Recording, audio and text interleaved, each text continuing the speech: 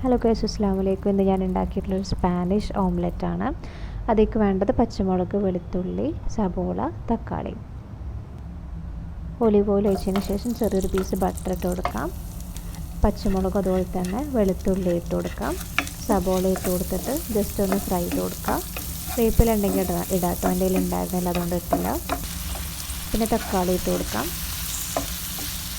തക്കാളി നന്നായിട്ട് ഉടയണം കേട്ടോ, അതിന് വേണ്ടിയിട്ട് ജസ്റ്റ് ഒന്ന് അടച്ച് വെച്ചിട്ട് വേവിക്കുക. ഉപ്പിട്ട് കൊടുത്തിട്ട് ഒന്ന് ഉടഞ്ഞ് വരുമ്പോഴത്തേനും മുളക് പൊടി, മഞ്ഞൾപ്പൊടി ഇട്ട് കൊടുക്കുക. എന്നിട്ട് വീണ്ടും ജസ്റ്റ് ഒന്ന് ഇളക്കി കൊടുത്തിട്ട് അടച്ച് വെച്ചിട്ട് വേവിക്കുക. പിന്നെ വേണ്ടത് നമുക്ക് കോഴിമുട്ടയാണ്. കോഴിമുട്ട ഒരു 4 എണ്ണം വേണം. അത് ജസ്റ്റ് ഇങ്ങനെ ഒരു 4 ഭാഗത്തായിട്ട് ഇങ്ങനെ പൊട്ടിച്ചൊഴിച്ച് കൊടുക്കുക. എന്നിട്ട് ഉപ്പും കുരുമുളകും ഇട്ടിട്ട് അടച്ച് വെച്ചിട്ട് വേവിക്കുക.